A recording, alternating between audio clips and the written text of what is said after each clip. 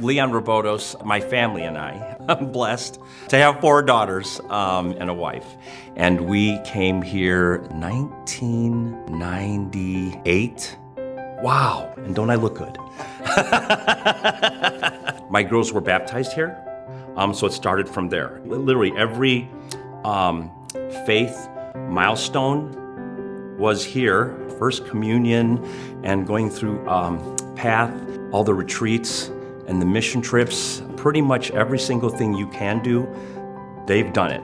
And I'm talking 4 out of 4, like 100%. My oldest, Lauren, I don't know if you know this, when she went to University of Iowa, she joined a sorority. Lauren took it upon herself to start up the very first ever Bible study for the Greek system. I don't know. I remember when it first started off, she told me, Dad, we got 8 people and there's 2 boys and it's kind of quiet and so on and so forth. But I got to tell you, I joined their Instagram, and I got to think there's 35, 45 Greeks that have grown this thing since she left. So you can start your journey here at Light of Christ, and then one of your own children can go to a university and then start a Bible study within sororities and fraternities. And you look at these pictures and you're like, there's young men. And you kind of, you scratch your head and you go, wow. And even though she's gone, it's still evolving and growing. So it's not just what my girls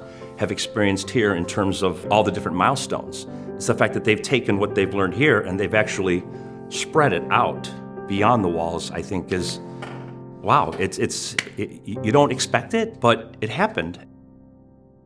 14 years ago, I was in Rockford in a business meeting, and I felt something rip.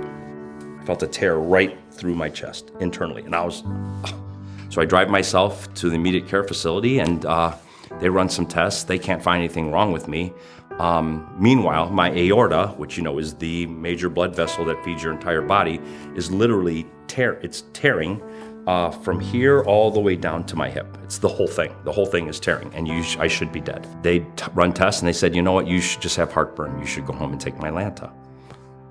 I tell my coworker this, and she sees my phone number on the caller ID, and she doesn't want more work to do.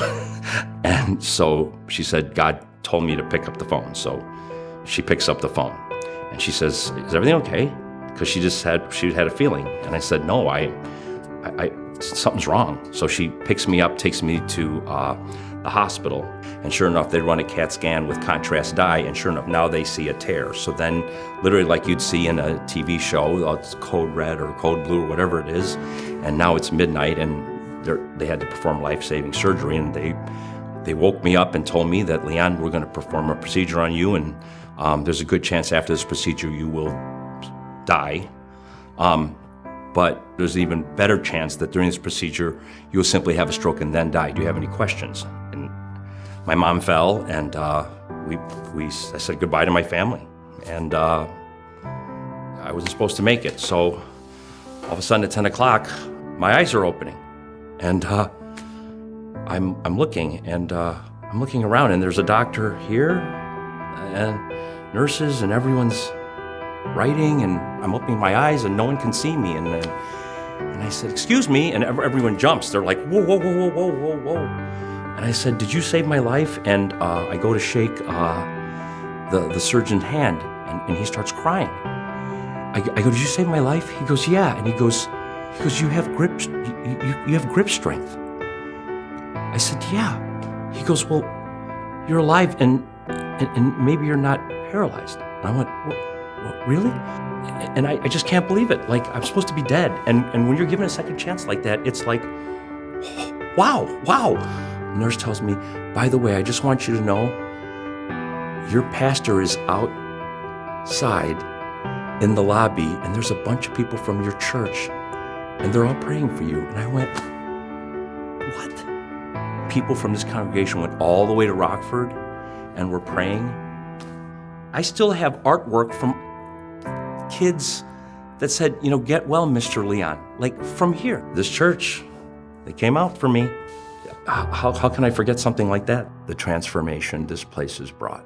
It's really helped me to just every day just say, thanks. Man, thank you so much, God. Like, every time I come to get communion, I cry. I cry every single time. And it's because I can't comprehend. My brain doesn't understand why God said, Leon, I'm going to give you all this. You get all this. I don't understand. I'll never quite get why you feel like Leon's special, and that person over there is special, and that person over there is special, and all these people here are so special. During communion, I just look over and I just smile. I just smile. I just look at everybody and I go, oh, I'm so happy you're here. Like, I'm just so happy you're here. Like, just, you're here. He's going to give you so much stuff. He's going to forgive you. He wants to be part of your life. You might have left for a little bit. He ain't mad. You know what I mean? He's not mad. He's just saying, come here. We'll give you a hug. It's time to hug. I'll give you a hug. And he'll give you a hug. And you're right back where you were. That's the best part. It's not like he says, okay, I'm going to knock you down. He's like, no.